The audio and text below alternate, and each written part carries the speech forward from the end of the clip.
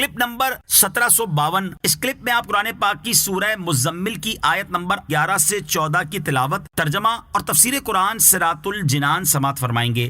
بسم اللہ الرحمن الرحیم۔ ترجمہ: اللہ کے نام سے شروع جو نہایت مہربان رحمت والا ہے۔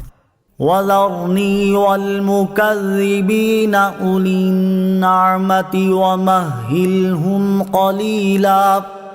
ترجمہ: اور ان جھٹلانے والے مالداروں کو مجھ پر چھوڑو اور انہیں تھوڑی مہلت دو۔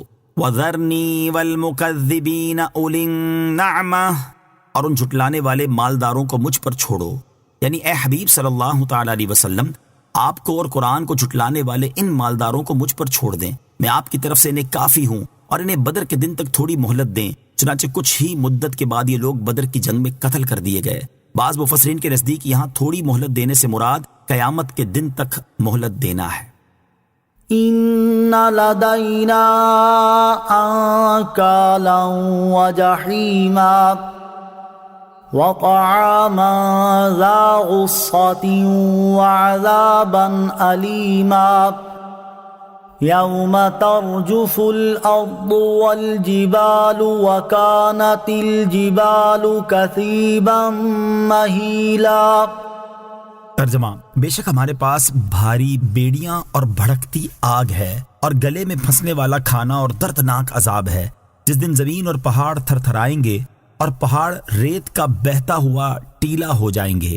ان لدینا انکالا، بے شک ہمارے پاس بھاری بیڑیاں ہیں۔ اس آیت اور اس کے بعد والی آیت میں کفار کے عذاب کا وصف بیان کرتے ہوئے فرمایا کہ جنہوں نے نبی کریم صلی اللہ تعالی علیہ وآلہ وسلم کو جھٹلایا، ان کے لیے ہمارے پاس آخرت میں لوہے کی بھاری بیڑیاں ہیں، جو کہ ذلیل کرنے اور عذاب دینے کے لیے ان کے پاؤں میں ڈالی جائیں گی، اور بھڑکتی آگ ہے جس پہ انہیں جلایا جائے گا، اور گلے میں پھنسنے والا کھانا ہے جو نہ حلق سے نیچے اترے گا اور نہ حلق سے باہر آ سکے گا، اور ان چیزوں کے علاوہ ان کے لیے ایسا دردناک عذاب ہے جس کی حقیقت کوئی نہیں جان سکتا۔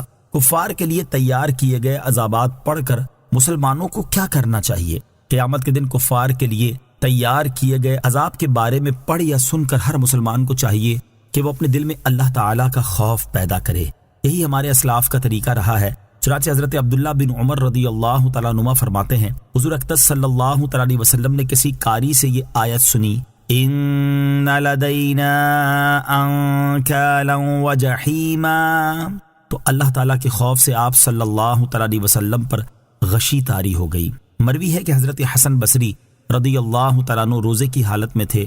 شام کے وقت جب ان کے سامنے کھانا حاضر کیا گیا تو انہیں یہی آیت یاد آ گئی، اور اللہ کے خوف سے انہوں نے کہا کھانا اٹھا لو۔ دوسری رات کھانا پیش کیا گیا تو پھر یہی آیت یاد آ گئی، آپ نے فرمایا کھانا اٹھا لو۔ تیسری رات بھی اسی طرح ہوا تو حضرت ثابت بنانی رحمۃ اللہ تعالیٰ علیہ اور چند دیگر بزرگوں کو اس بات کی خبر دی گئی، وہ تشریف لائے اور مسلسل حضرت حسن بصری رضی اللہ تعالیٰ عنہ کو کھانے کا کہتے رہے، یہاں تک کہ آپ نے ستو کا صرف ایک گھونٹ پیا۔ یوم ترجف الارض والجبال، جس دن زمین اور پہاڑ تھر تھرائیں گے۔ ارشاد فرمایا کہ جس دن زمین اور پہاڑ اللہ تعالیٰ کی ہیبت اور جلال سے تھر تھرائیں گے، اور پہاڑ اپنی سختی اور بلندی کے باوجود تھر تھرانے کی شدت کی وجہ سے ریت کا بہتا ہوا ٹیلا ہو جائیں گے، وہ قیامت کا دن ہو۔